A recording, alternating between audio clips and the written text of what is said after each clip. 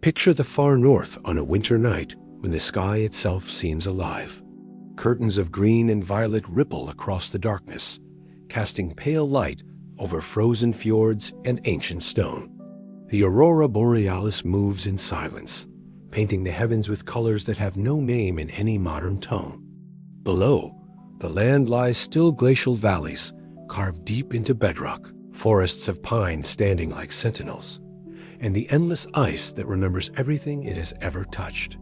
This is a place where the earth feels older than history, where the wind carries more than cold, it carries whispers, stories, fragments of something that was here long before the first Viking longship touched water, long before the first rune was carved into wood or stone. The Norse people who lived beneath these skies knew this.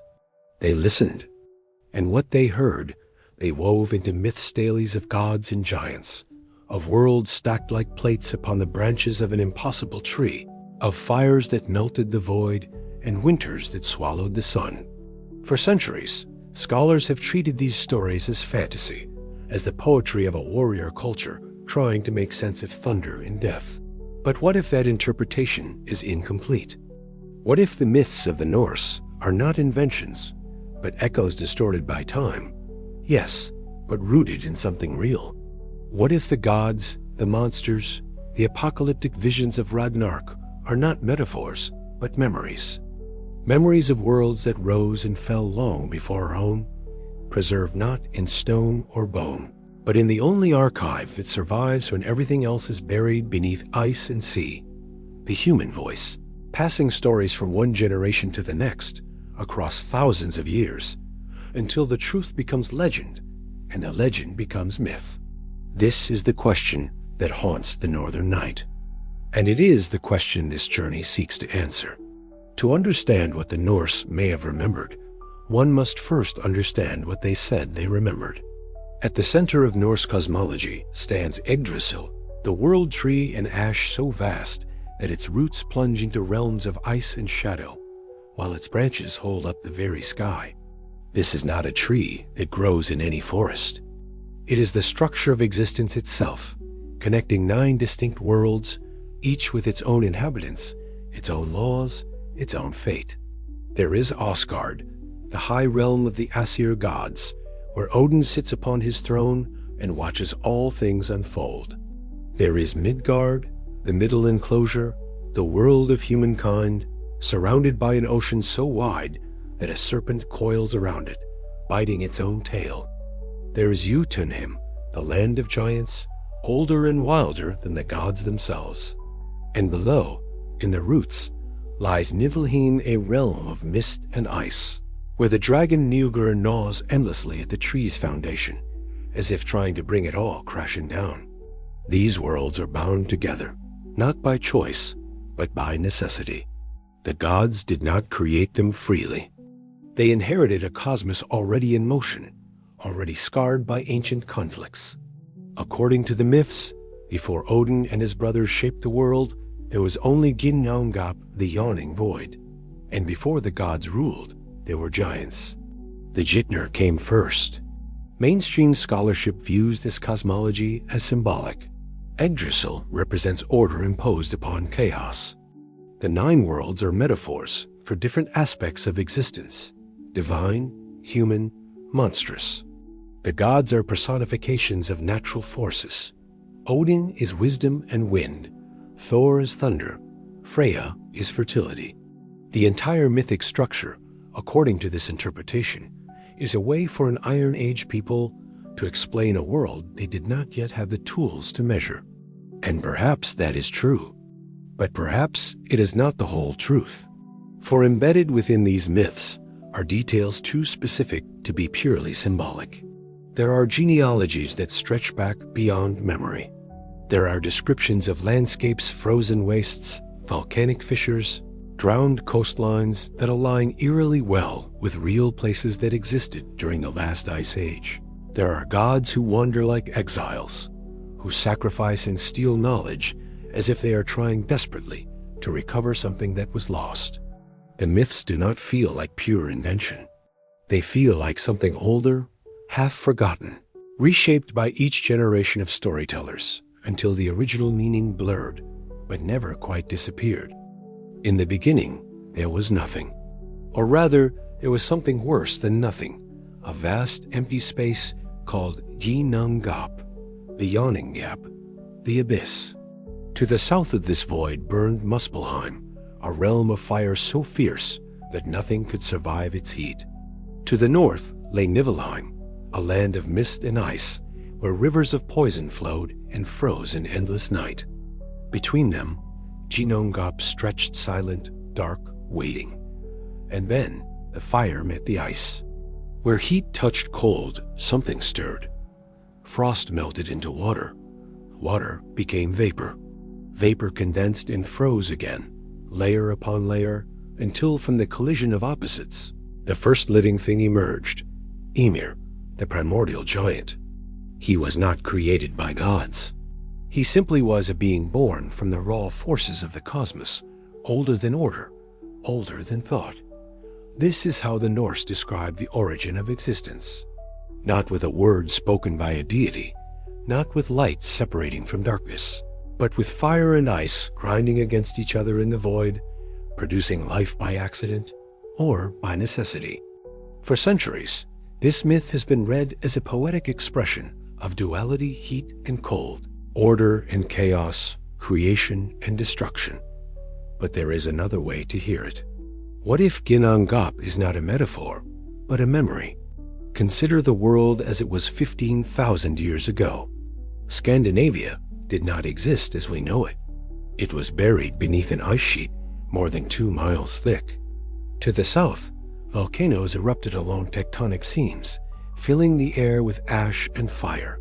The climate was not stable. It swung violently between extremes, periods of brutal cold followed by sudden, catastrophic warming as glaciers collapsed and oceans surged. To anyone living in such a world, it might have felt like existence itself was suspended between fire and ice, between annihilation and survival. The void may not be cosmic, it may be environmental. A description of a world caught between two forces so powerful that nothing human could take root, until the balance shifted and life somehow found a way. And if Ginnungagap is real, then what else might be? The earth does not change slowly. That is a comforting fiction. The truth is that the planet has undergone sudden, violent transformations many times in its history, and some of those transformations occurred within the lifespan of human memory. Around 12,800 years ago, the Earth was warming. The great ice sheets that had covered much of the northern hemisphere were retreating. Tundra turned to grassland. Rivers flowed where glaciers had stood. And then, without warning, the warming stopped. In the span of a few decades, perhaps even less, the planet plunged back into glacial conditions. This event is known to scientists as the Younger Dryas, and it lasted for more than 1,000 years. Temperatures dropped by as much as 15 degrees Celsius in some regions. Ice surged forward again. Coastlines that had been exposed were swallowed by rising seas. Entire ecosystems collapsed. The cause is still debated. Some researchers point to the sudden drainage of glacial Lake Agassiz, which dumped trillions of gallons of fresh water into the North Atlantic, disrupting ocean currents and plunging the northern hemisphere into deep freeze. Others suggest a comet impact, an event so catastrophic that it triggered wildfires across continents and shrouded the sky in ash. Whatever the cause, the result was clear. The world changed, and it changed fast. For anyone living through such an event, it would have felt like the end of everything. The land they knew, drowned or frozen. The animals they hunted, vanished. The sky itself, darkened by smoke or ash. And if they survived, if they carried their stories forward, how would they describe what they had seen? They might speak of a void, a time when the world itself seemed to pause between one age and another. They might speak of fire and ice locked in battle. They might speak of giants, old and terrible, who walked the earth before the gods arrived to impose order. They might speak of Fimbulwinter, a great and terrible cold that preceded the end of all things. Because in Norse mythology, that is exactly what they do speak of. The myths do not describe a single world. They describe a world that has ended before and will end again. A world where catastrophe is not an aberration, but the underlying rhythm of existence. And if that is true, then perhaps the Norse were not imagining the apocalypse. Perhaps they were remembering it. There is a curious detail woven throughout Norse mythology, one that is easy to overlook but impossible to ignore once noticed. The giants came first. Ymir, the primordial giant, existed before Odin. Before the gods shaped the world, the Ginnungagap already walked it. And even after the gods rose to power, even after they killed Ymir and fashioned the earth from his body, the giants did not disappear. They remained ancient, powerful, and hostile. In the myths, the Ginnungagap are enemies. They are chaos incarnate, forces of nature that must be kept at bay. Thor spends his life battling them. Odin schemes against them. And yet, the gods cannot destroy them entirely. They marry them. They bargain with them. They seek knowledge from them. Why? Because the giants are older. And in the logic of myth, age equals memory. The Ginnungagap represents something that existed before the current order. A previous world, a previous people, a previous way of life. They are not monsters in the modern sense. They are remnants. Survivors of something that was here first. This pattern appears in other mythologies as well. The Greek Titans, overthrown by the Olympians. The biblical Nephilim, giants who walked the earth before the flood. The Fomorians of Irish legend, ancient and monstrous, displaced by the Tuatha Dé Danann. Again and again, the same structure. An older race, defeated but not destroyed, pushed to the edges of the world, remembered in stories as enemies, but also as ancestors. What if the giants are not symbolic? What if they represent a real culture, a real civilization that existed in the far north before the world changed? A people who built and thrived during a warmer period, only to be wiped out when the ice returned or when the ice melted and the seas rose, swallowing their lands whole. The gods would then be the newcomers, the survivors who came after, who inherited a broken world and tried to rebuild it. And the myths would be the story of that inheritance, the tension between the old world and the new, between what was lost and what had to be created in its place. The giants are not the villains of Norse mythology. They are its memory. High above the world of men, beyond reach of mortal hands, lies Asgard, the shining citadel of the gods. Its halls are roofed in gold. Its walls are unbreakable. And at its center stands Valhalla, the hall of the slain, where warriors feast and fight and wait for the final battle. Asgard is described as perfect, eternal, untouchable. It is the realm of order, of law, of divine authority. It is not a place on earth. It is something higher, something beyond. Or so the myths claim. But there are details in the stories that do not fit this image of an untouchable heaven. Asgard is not self-sufficient. The gods must bargain with giants to build its walls. They must steal the mead of poetry to maintain their wisdom. They must constantly defend their realm from incursion. And most tellingly, Asgard is not immune to Ragnarök. When the end comes, the walls burn, the halls collapse, the gods themselves die. For a divine realm beyond mortal reach, Asgard is strangely vulnerable. This has led some researchers to ask a provocative question. What if Asgard is not a mythical heaven, but a memory of a real place? Consider what happens when a city falls. When it is destroyed by war, by fire, by flood, or by time. The survivors remember it as it was in its glory, idealized, elevated, perfect. They speak of it as if it were sacred. And as generations pass, the memory becomes myth. The city becomes a palace. The rulers become gods. The fall becomes apocalypse. This is not speculation. It has happened countless times throughout history. Troy was remembered as a legendary city until archaeologists found its ruins. Atlantis, whether real or invented, has inspired millennia of searches for a lost civilization. The city of Helaik, swallowed by an earthquake and tsunami in ancient Greece, was thought to be myth until it was discovered beneath the sea. Could Asgard be the same? Perhaps it was once a real center of power, a city or settlement built during a time of plenty in the far north, when the climate was milder and the land more fertile. A place where knowledge was gathered, where leaders ruled, where culture flourished. And then, when the climate shifted, when the ice returned or the seas rose, the city was lost. But the memory remained. The survivors carried the story forward, elevating it, transforming it, until Asgard became not a place that had been, but a realm that always was timeless, divine, untouchable. Until Ragnarök reminds them that nothing is untouchable, not even the home of the gods.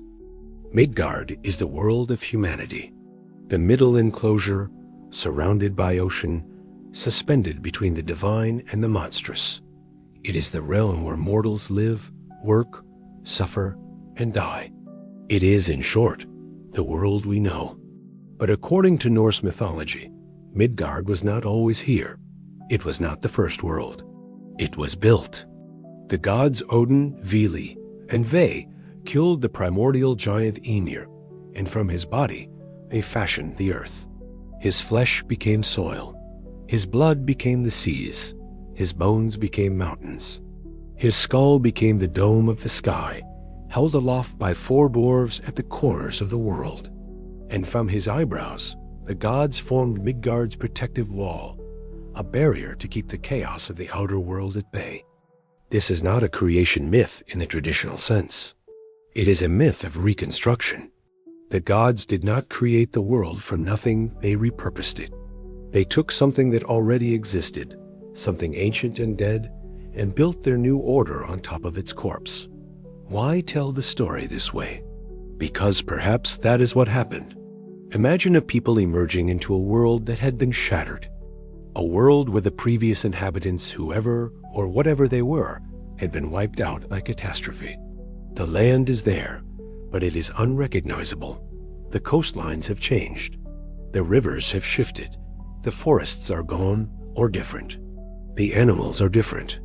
Everything that once was has been erased, or so buried beneath ice and sediment that it might as well not exist. To survive, the new inhabitants must rebuild. They must take what remains and reshape it into something livable. And in doing so, they create a new world not from nothing, but from the ruins of the old. This is Midgard. Not the first world, but the world that came after. A human world built on the bones of something older, something half-remembered, something that the myths call Ymir, but which might have been anything: a climate, a culture, an age of the earth itself. And if Midgard is the world that replaced another, then perhaps humanity is not the first species to call this place home. Perhaps we are simply the latest inheritors of a cycle that has repeated many times before. Odin is the Allfather, the king of the gods, the lord of Asgard. He sits upon the high seat Lidskjalf and sees all that transpires across the 9 worlds. He commands the Valkyries, who gather the souls of the worthy dead. He is wisdom, war, poetry, and death. And yet, for all his power, Odin is not a god who stays in one place. He wanders. Disguised as a traveler, cloaked and hooded, he walks the roads of Midgard. He trades riddles with giants. He sacrifices his eye for a drink from the well of knowledge. He hangs himself from Yggdrasil for 9 days and nights, pierced by his own spear, in order to learn the secrets of the runes. He gives up pieces of himself, his eye, his comfort, his certainty, in exchange for understanding. This is not the behavior of a secure ruler. This is the behavior of someone who is searching, someone who has lost something and is trying to recover it. Why would a god need to wander? Why would a king disguise himself as a beggar? Why would the Lord of Asgard sacrifice so much just to acquire knowledge? Unless he is not truly divine. Unless he is, instead, a memory of someone who once lived, a leader, a shaman, a chieftain who survived a great catastrophe and spent his life trying to preserve the knowledge that had been lost. Odin's wandering is not conquest, it is preservation. He is gathering wisdom because wisdom has been scattered. He is seeking runes because the written word has been forgotten. He is disguised as a traveler because he comes from a people who had no home, who moved from place to place, carrying their culture in their heads because nothing else could be carried. In this light, Odin is not a god at all. He is a refugee, a survivor of a lost world, trying desperately to keep its memory alive. Before Ragnarök, before the final battle, before the gods and giants meet in the twilight of the world, there comes Fimbulwinter. 3 winters, one after another, with no summer in between. Snow falls without ceasing. The sun is devoured by wolves. The earth freezes so deeply that nothing can grow, nothing can live, nothing can survive. Kinship breaks. Families turn on one another. The bonds that hold society together fray and snap. This is not just cold. This is collapse. For generations, Fimbulwinter has been interpreted as a metaphor for moral decay, for the breakdown of human virtue before the end of days. But there is another interpretation, one that grows more compelling the more one studies the climate history of the Northern Hemisphere. Fimbulwinter may not be a metaphor at all. It may be a memory. Around 536 CE, something happened. The historical record is sparse, but what survives is chilling. The Byzantine historian Procopius wrote that the sun gave forth its light without brightness, like the moon, during this whole year. Sri Ring data shows a sudden and dramatic drop in growth across Europe and Asia. Temperatures plummeted. Crops failed. Famine spread. And in Scandinavia, archaeological evidence suggests widespread population collapse. The cause is still debated. Some say a massive volcanic eruption, others a comet or asteroid impact. But the result is undeniable. For years, the northern world was plunged into darkness and cold, a winter that seemed endless. And this was not the only time. Further back, during the Younger Dryas, a similar pattern. Sudden cold, ecological collapse, human populations retreating to the edges of survival. And even earlier, during the depths of the last ice age, when Scandinavia was entirely uninhabitable, when ice covered the land so completely that nothing could live there at all. If you survived such an event, if you watched your world freeze and darken, if you saw your people starve and your culture fragment, how would you describe it? You might call it Fimbulwinter, and you might pass that story down, generation after generation, until it became not just history, but prophecy, a warning that what happened before could happen again. Because in the logic of cyclical time, the past is always the future, and the winter always returns. Ragnarök is often translated as the doom of the gods, or the twilight of the gods. It is the end of everything. Fire consumes the world. The sea rises to swallow the land. The gods and giants kill one another in a final, futile battle. The sun and moon are devoured. The stars fall from the sky. The world tree trembles. And then, nothing. Except that is not where the story ends. Because after the flames die down, after the waters recede, something new emerges. The earth rises again from the sea, green and fertile. 2 humans, Lif and Lifrasir, who hid within the world tree during the destruction, step out into the new world and repopulate it. A few gods survive. Balder returns from the dead, and Thor's sons inherit his hammer. The world is not destroyed. It is renewed. This is not apocalypse. This is reset. The structure of Ragnarök mirrors something that appears again and again in human history, the cycle of collapse and recovery. Civilizations rise, flourish, and fall, sometimes slowly, sometimes in a single generation. Climate shifts, resources fail, invasions sweep through, disease spreads. And then, after a period of darkness, survivors rebuild.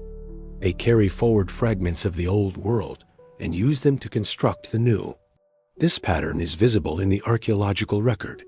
The collapse of the Bronze Age civilizations around 1200 BCE, the fall of Rome, the disappearance of the Maya. Each time, the end seemed total. And yet, people survived. Cultures adapted. Knowledge was preserved, even if only in fragments. If the Norse myths encode real events, then Ragnarök is not a prophecy of the future, it is a memory of the past. A memory of a time when the world as they knew it ended, when the sea rose and the ice advanced and the old order collapsed into chaos. But also a memory that after the collapse, life returned. The earth renewed itself. The survivors carried on. Ragnarök is terrifying, not because it promises extinction, but because it promises continuity. It says that destruction is not final. It says that the world ends and then begins again. And if it has happened before, it will happen again. The question is not whether the world will end. The question is what will be remembered when it does. In the midst of Ragnarök, as fire consumes the heavens and the seas boil, and the gods fall one by one, two humans hide. Their names are Lif and Lifrasir, life and eager for life. They do not fight. They do not witness the final battle. They do not even pray. They simply hide, sheltered within the trunk of Yggdrasil itself, the world tree that somehow endures even as everything else burns. When the flames die and a new world emerges, Lif and Lifrasir step out. They are the only humans left. And from them, the human race begins again. This is a small detail, a footnote in the grand sweep of apocalypse. But it is also one of the most telling, because it means that the Norse did not imagine total annihilation. They imagined survival. They imagined that no matter how complete the destruction, someone would endure. Two people, hidden in the right place, carrying nothing but their lives and their ability to reproduce.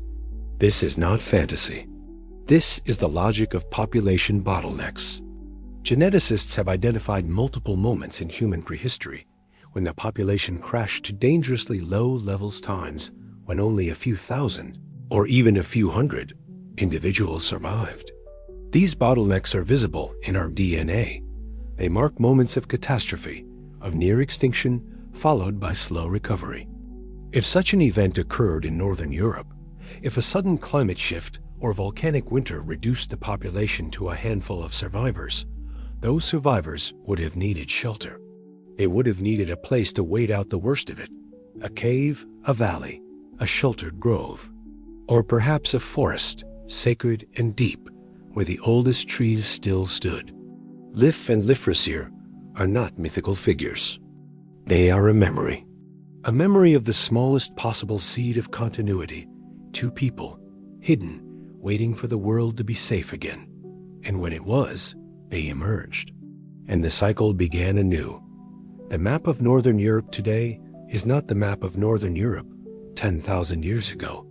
Where the North Sea now rolls, there was once land of vast, fertile plain called Doggerland, stretching from Britain to Denmark. Rivers flowed through it, forests covered it, animals grazed across it, and humans lived there for thousands of years, building communities, hunting, fishing, thriving.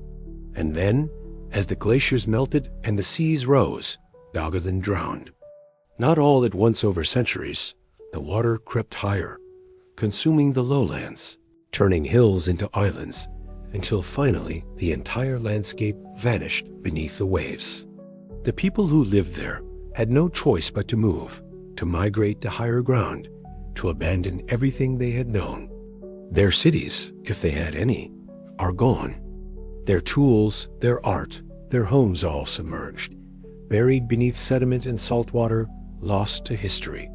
The only traces that remain are the occasional fishing net that hauls up ancient bones, or a storm that uncovers a submerged forest on the coastline. Doggerland is not unique.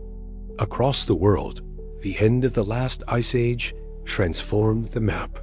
Sea levels rose by more than 120 meters. Coastlines that had been home to thriving cultures were erased. Islands became underwater mountains. River valleys became bays. And in Scandinavia, the transformation was even more extreme. For thousands of years, the land was buried beneath ice sheets kilometers thick. Nothing could live there. But as the ice melted, the land rebounded, rising slowly from the weight it had carried. New coastlines formed. New rivers carved valleys. The landscape itself was remade. To anyone living through such changes, the world would not feel stable. It would feel impermanent, fragile, subject to forces far beyond human control. The land they walked on would seem temporary, a brief moment of solidity between one catastrophe and the next. And if they tried to remember what the world had been like before, the ice, before the sea, before the rivers changed course, they might speak of lost worlds. Worlds that once existed, connected by a great tree, each with its own people, its own laws, its own fate.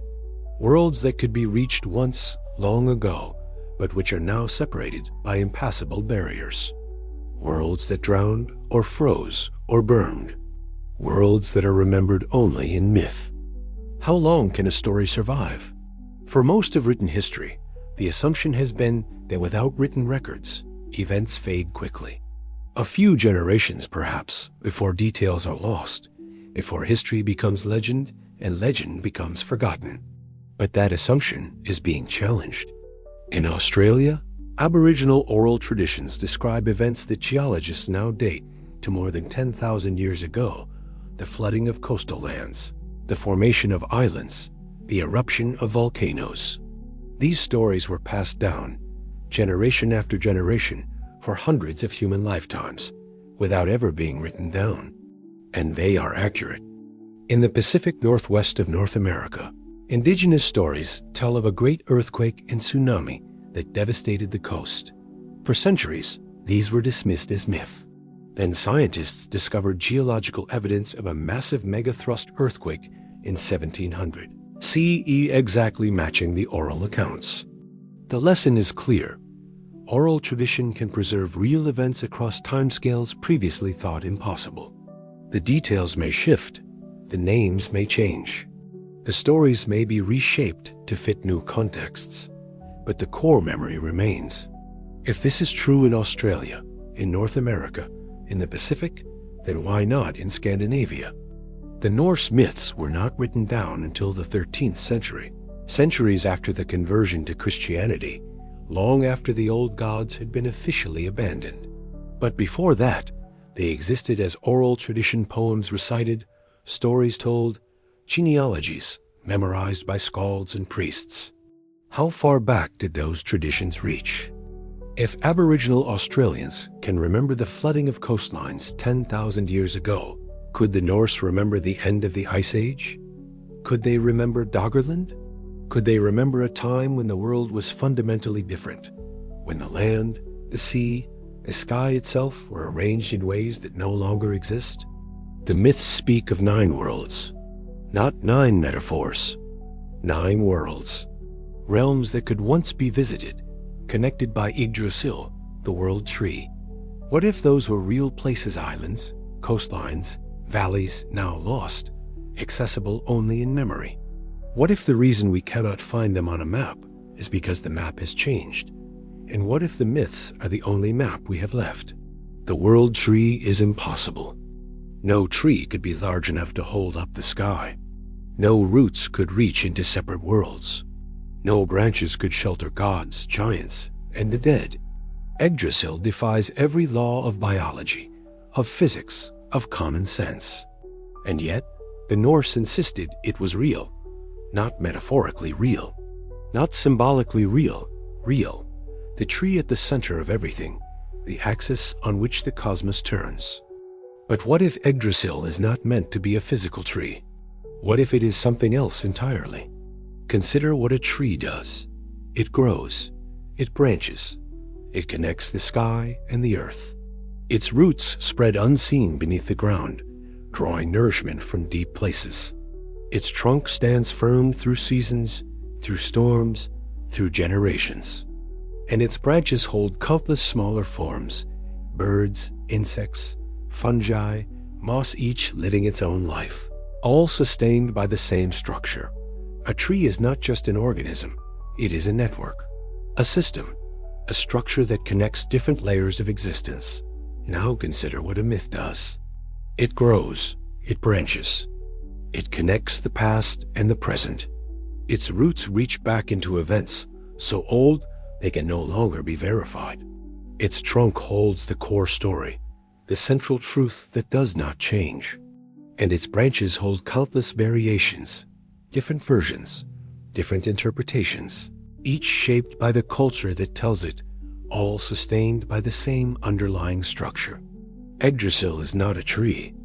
It is a memory structure, a way of organizing knowledge, of connecting different times and places, of holding multiple worlds, multiple versions of reality within a single framework.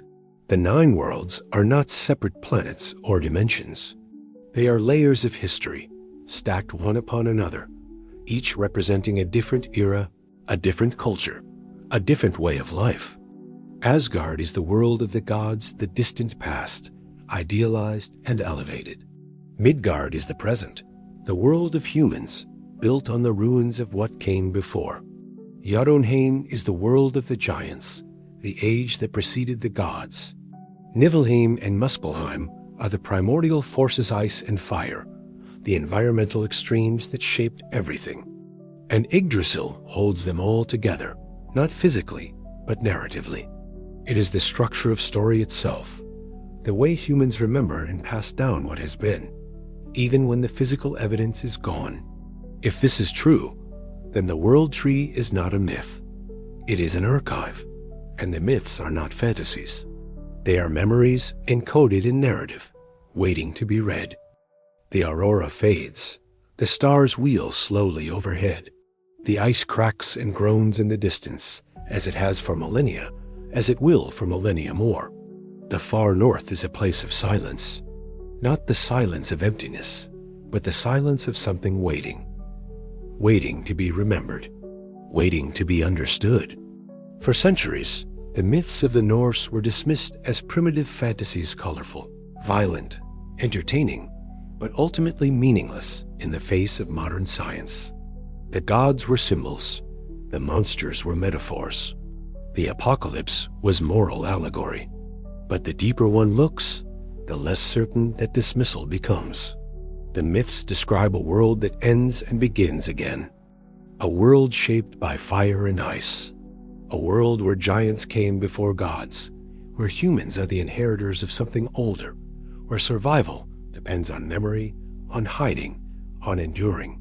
And every one of these elements has a parallel in the real history of the Earth, in climate science, in archaeology, in genetics, in the slow revelation of landscapes that were once above water and are now beneath it.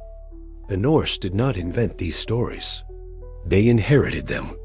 And what they inherited may be older and stranger and more real than anyone has been willing to admit. If Norse myths remember lost worlds, then humanity is living in the latest chapter of a cycle that has repeated many times before. We are not the first to build, to thrive, to think we are permanent. We are simply the ones who happen to be here now, in this brief warm period between ice ages, on land that was once submerged, beneath a sky that has darkened before and may darken again. The myths do not end with Ragnarök. They end with renewal, with Lif and Lifrasir stepping out into a green world with gods reborn, with the knowledge that destruction is not final, only transformation. And perhaps that is the real message, the one that has survived all the centuries of retelling, that the world is not static, that catastrophe is not the end, that memory is the most resilient thing humans possess. The question the North still asks is not whether lost worlds existed.